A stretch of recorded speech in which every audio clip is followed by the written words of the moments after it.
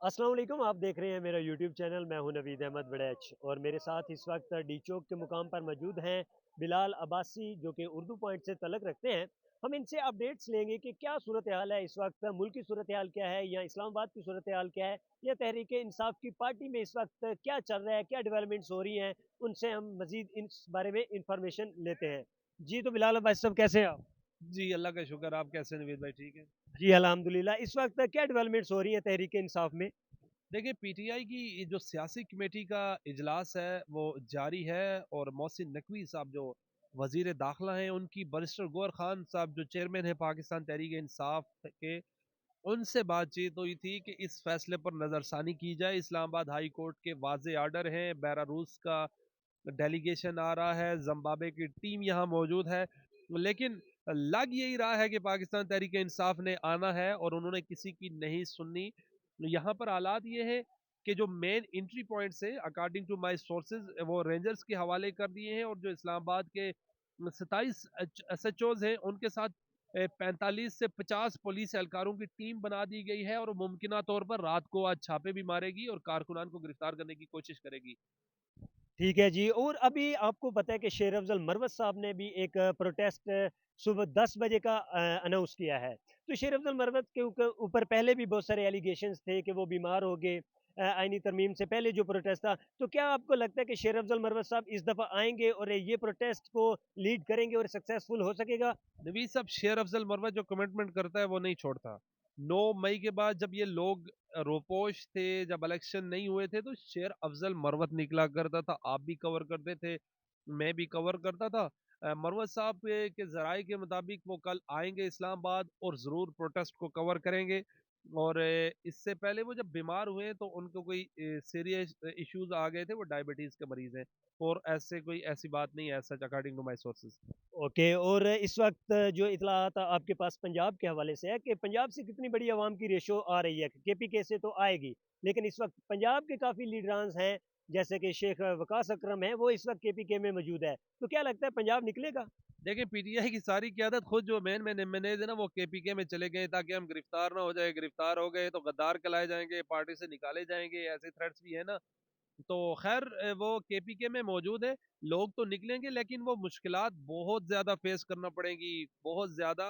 CM जो पंजाब की है, मरियम नवाज साहिबा हैं, उन्होंने पुलिस को फ्री हैंड दिया है, और इस्लामाबाद की पुलिस को भी फ्री हैंड दिया है वजीर दाखिला मोहसिन नकवी ने, कि कोई आए और गिरफ्तारी से बच के ना जाए प्रोटेस्टर्स। जैसा कि आपने कहा है कि पंजाब की जितनी भी लीडरशिप है वो सारी केपीके में मौजूद है, लेकिन पर लीडर इस वक्त पंजाब में से एक ज़िले में से उन्होंने 5,000 की तादाद या 10,000 की तादाद लेकर आनी थी।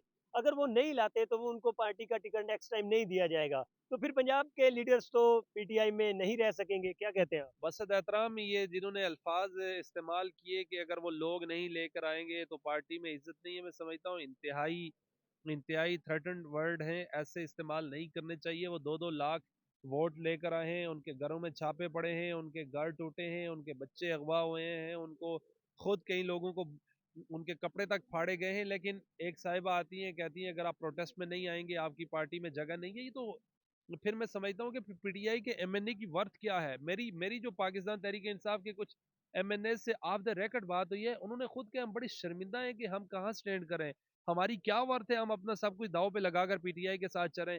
आप लोग नहीं लेके आएंगे, आप बीमार हो जाएंगे, आप गिरफ्तार हो जाएंगे, तो आपकी पार्टी में जगह नहीं। ये क्या है?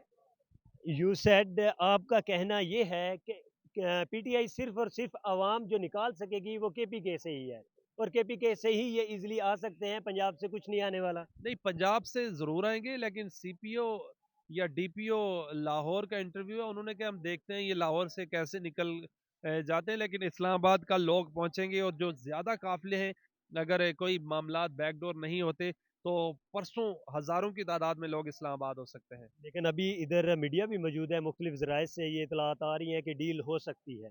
तो आपका क्या कहना है? इस बारी जो खान साहब ने डील वाली बात थी ना, वो खत्म कर दी, क्योंकि खान साहब ने पैगाम भेजा बहन को और अपनी मिसिस को। पहले एमएनएज होते थे, सुबह जाके प्रेस कॉन्फ्रेंस करते थे, हमारी मुलाकात हुई है और हालात अच्छे नहीं है, हम कैंसिल कर देते। लेकिन इस बारी जिन लोगों ने आकर प्रोटेस्ट की कॉल दी है, बुशरा बीबी थी या अलीमा खानम थी, तो उन्होंने कहा कि प्रोटेस्ट की कॉल हम भी वापसी नहीं ले सकते, इमरान खान आएँगे तो वही प्रोटेस्ट की कॉल वापसी ले सकते हैं। तो ये इस वक़्त हमारे पीछे एक ग्रीन स्क्रीन भी मौजूद है, आप देख रहे हैं। इस हवाले से आपका क्या कमेंट है? देखिए, कोई तो कंटेनर्स में सुबह कैदी नंबर 804 लिखा गया है, इस वजह से भी लेकिन जो ज़राए बता रहे हैं कि बेलारूस का जो वफ़द आ रहा है डेलीगेशन आ रहा है, उनको ना पता चले ये कंटेनर्स यहाँ पर मौजूद हैं। इससे पीछे भी 3 लेयर्स हैं कंटेनर्स की, लेकिन ये फ्रंट साइड है तो इसके लिए ये लगाया गया है ताकि कंटेनर किसी को नज़र ना आए कि ये कंटेनर पड़े हैं या ग्रेनरी है। चलिए, बहुत शुक्रिया इस वक़्त हमारे साथ मौजूद थे बिलाल अब्बासी उर्दू पॉइंट से, तो वो हमको अपडेट कर रहे थे इस इजलास के हवाले से। इजलास क्या धरने के हवाले से वो हमको अपडेट कर रहे थे और मज़ीद हम आपको अपडेट करते रहेंगे जो ही डेवलपमेंट्स होती रहेंगी और डी चौक के हवाले से आपको तमाम तर अपडेट्स देते रहेंगे। कल तहरीक-ए-इंसाफ सुबह आएगी, उस हवाले से आपको अपडेट करेंगे। यहाँ क्या-क्या डेवलपमेंट्स होती हैं, क्या ये प्रोटेस्ट सक्सेसफुल होगा, क्या कितने लोग आते हैं, तमाम तर मनाज़र हम आपको अपने इसी चैनल पर दिखाते रहेंगे। बहुत शुक्रिया, अब फ़िल वक़्त के लिए दीजिए इजाज़त। अल्लाह हाफ़िज़।